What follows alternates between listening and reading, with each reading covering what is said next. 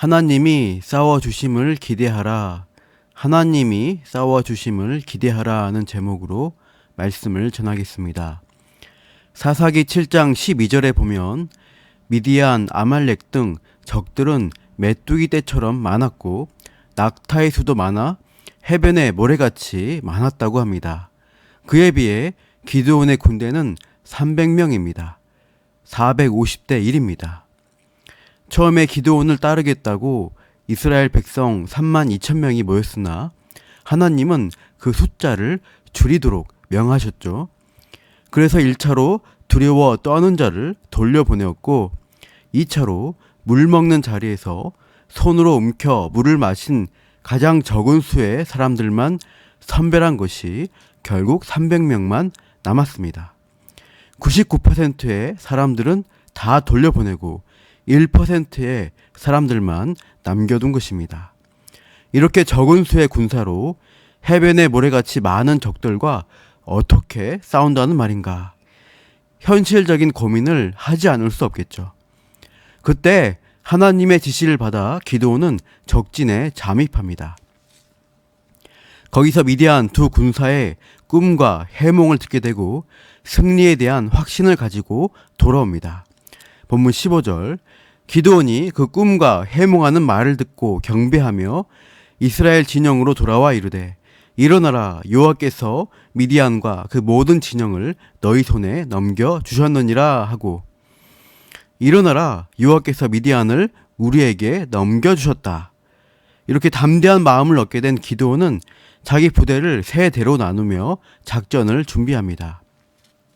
그 작전은 칼을 들고 직접 싸우는 게 아니라 나팔과 항아리, 그리고 항아리 속에 감춘 횃불을 가지고 적진을 포위하여 교란 작전을 펴는 것이었습니다.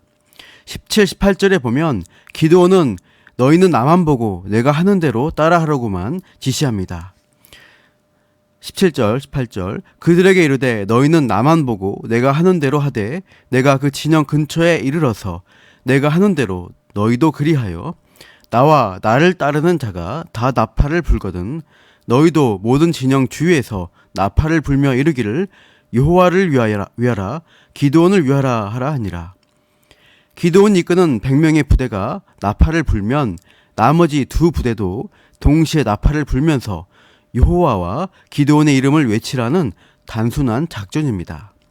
이 전략을 제대로 수행하려면 매우 조심스럽게 움직여야 했습니다. 혹시라도 중간에 들고 간 항아리를 떨어뜨린다면 이 작전은 수포로 돌아갑니다. 그렇기 때문에 300명을 선발할 때 편하게 엎드려 먹는 사람들보다 물을 손으로 움켜서 먹는 사람처럼 조심성이 있는 사람으로 했는지도 모르겠습니다. 다음 19절 이후 실제 기습 작전이 어떻게 진행되는지 보여줍니다.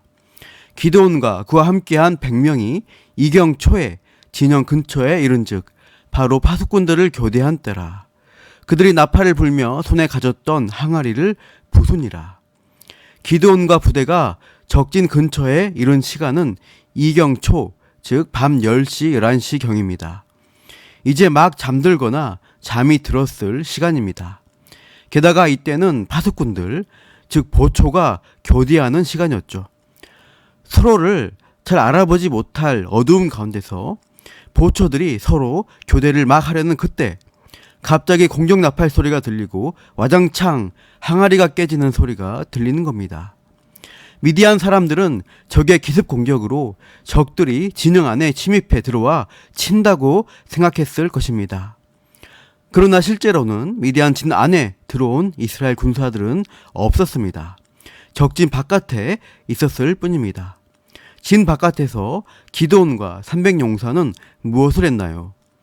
항아리를 깨고 오른손에 든 나팔을 불고 왼손에는 횃불을 들고 서 있었을 뿐입니다.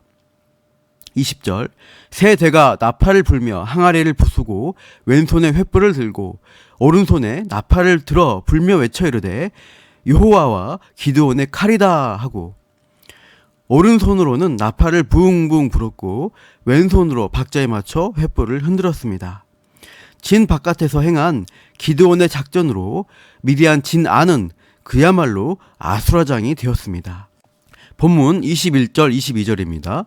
각기 제자리에 서서 그 진영을 에워싸매 그 온 진영의 군사들이 뛰고 부르짖으며 도망하였는데 300명이 나팔을 불 때에 여호와께서 그 온 진영에서 친구끼리 칼로 치게 하심으로 적군이 도망하여 스레라의 베짓다에 이르고 또 밥닷에 가까운 아벨 무홀라의 경계에 이르렀으며 진 안으로 적들이 들어와 기습하는 줄 알고 놀라서 도망가려는데 어둠 속에서 누군가와 부닥치게 됩니다.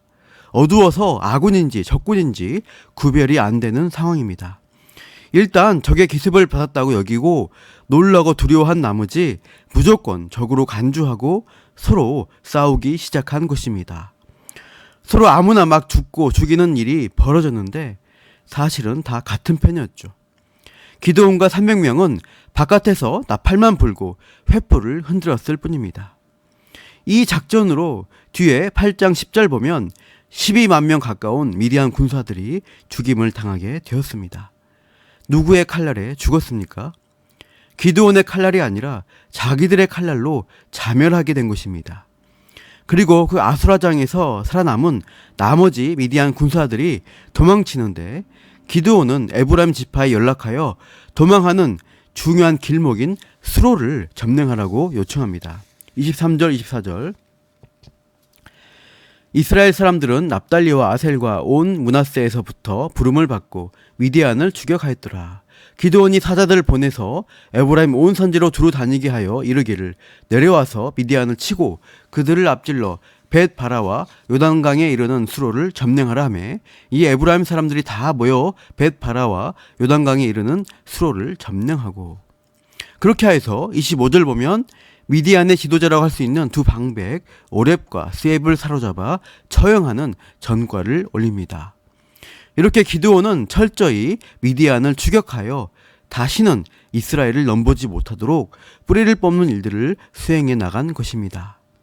미디안 대군을 기드온과 300용사가 자신들의 무력과 능력으로 상대하지 않았다는 사실에 주목해 볼 필요가 있습니다. 기드온과 그 군사들은 칼을 들지 않았습니다. 항아리를 깨고 나팔과 횃불을 들었을 뿐이었습니다.